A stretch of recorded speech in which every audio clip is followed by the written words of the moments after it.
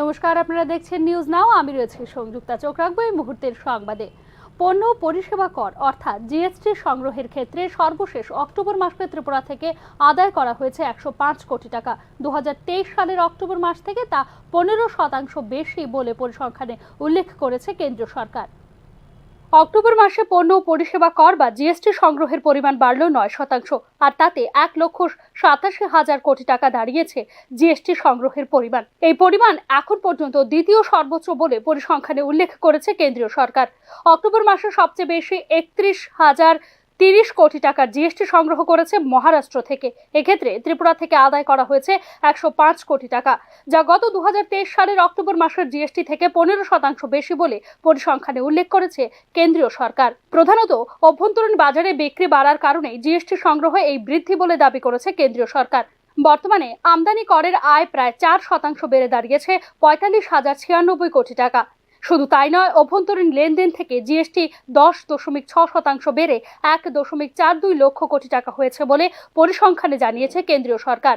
তাতেই জিএসটি সংগ্রহ বেড়ে দাঁড়িয়েছে 1.72 লক্ষ কোটি টাকা, যা সেপ্টেম্বরের তুলনায় 8.2% বেশি।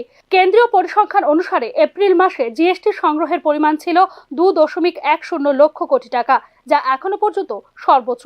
এরপর অক্টোবর মাসে জিএসটি সংগ্রহের পরিমাণ হয় 1.68 লক্ষ কোটি টাকা, যা 2023 সালের তুলনায় 7.9% বেশি।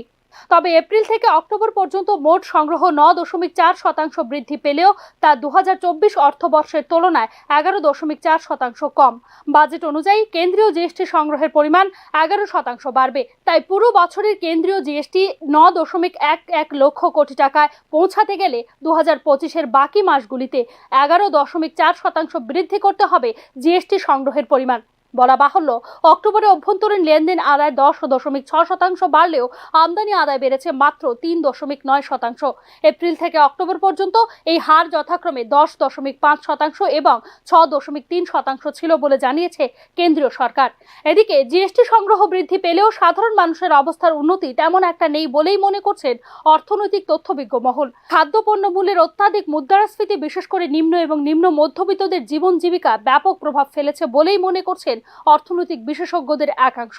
এক্ষেত্রে জিএসটি সংগ্রহের পরিমাণ বৃদ্ধির পাশাপাশি বিশেষ করে খাদ্য এবং জ্বালানির মূল্য বৃদ্ধি অবিলম্বে নিয়ন্ত্রণ করার উপর গুরুত্ব আরোপ করেছেন অর্থনীতিবিদরা। Bureau report, news now. 4 দফা দাবি সনদ নিয়ে শনিবার রাজভবনে ডেপুটেশন প্রদান করতে যায় ত্রিপুরা মথা দলের ছাত্র সংগঠন TISF। মূলত গ্রামীণ এলাকার দুর্বল শিক্ষা ব্যবস্থা নিয়েই ডেপুটেশন প্রদান করা হয় বলে জানিয়েছে ছাত্র সংগঠনের নেতৃত্ব। শনিবার ডেপুটেশন প্রদান করে TISF এর 5 সদস্যের প্রতিনিধি দল। গ্রামীণ এলাকার বিদ্যালয় এবং মহাবিদ্যালয়গুলিতে শিক্ষার উপযুক্ত পরিকাঠামো গড়ে তোলার দাবি করা হয় বলে জানিয়েছে সংগঠনের নেতৃত্ব। আমরা এখানে আইছি, আমরা জানি যে আমরা যে স্কুল কলেজগুলো আছে বিভিন্ন গ্রামে গঞ্জে, তো ওই স্কুলগুলো এখন আমরা দেখতে পাইতেছি যে ভিজিট করার পরে একটা স্কুল মতন একটা অবস্থা নেই। এটা গরুর মতন একটা অবস্থা, যেখানে বসার জন্য বেঞ্চ নাই। তারপরে আপনারা গিয়ে দেখতে পারি যে ওইখানে ফ্যান নাই, ভালো করে খাবার জল থাকে না। শনিবার কেন্দ্রীয় স্বাস্থ্য মন্ত্রকের একটি পর্যবেক্ষক দল সফর করে সাবরুম মহকুমার বিভিন্ন প্রাথমিক স্বাস্থ্য কেন্দ্রগুলি। সবার জন্য স্বাস্থ্য মূল স্লোগান কতটুকু প্যারামিটার মানতে পারছে তা পর্যবেক্ষণ শুরু করেছে এই কেন্দ্রীয় দল। কেন্দ্রীয় দলে রয়েছেন চিকিৎসক প্রাঞ্জল, প্রতিম গগৈ ও বিরাট চন্দ্রপাল। এদিন কেন্দ্রীয় দলটি সাবরুমের বিবেকানন্দ গ্রাম পঞ্চায়েতের অধীন BK পল্লী আরবান হেলথ সেন্টার পরিদর্শন করেন। দক্ষিণ জেলা থেকে কেন্দ্রীয় সরকারের পুরস্কারের উপযুক্ত হিসেবে নির্বাচন করা হয়েছে এই স্বাস্থ্য কেন্দ্রটিকে। সমস্ত প্রোটোকল বিষয়ক দিকগুলি নিয়ে সাব সেন্টারের মেডিকেল অফিসার, আশা কর্মীদের জিজ্ঞাসাবাদ করেন কেন্দ্রীয় প্রতিনিধি দলের সদস্যরা।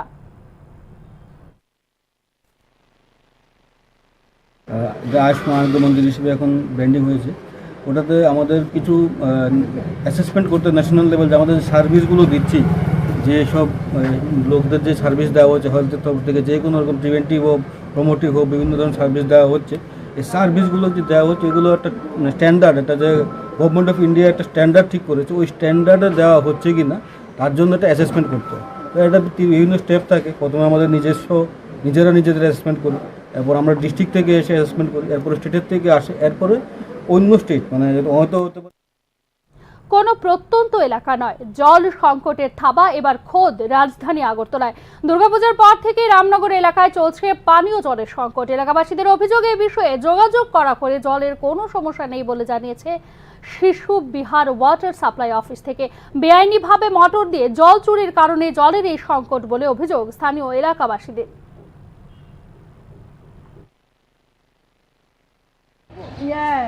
এত জলের সমস্যা, আর কোনো আনে জল নাই কিনে আমরা এলাকার মধ্যে, তো তারাই দেখে না। এই নিয়ে একটা কথা সেদিন কয়ে গেছে, বালা জল খাইতে হলে কমপ্লিট করতে হবে ওই 16 নম্বর ওয়ার্ডার। এইটি কি কথা? জলটা দিয়ে যাস না, দেখে। এখনকার মতো সংবাদ এখানেই শেষ করছি। অন্যান্য আপডেটস পেতে চোখ রাখুন নিউজ নাও এর পর্দায়।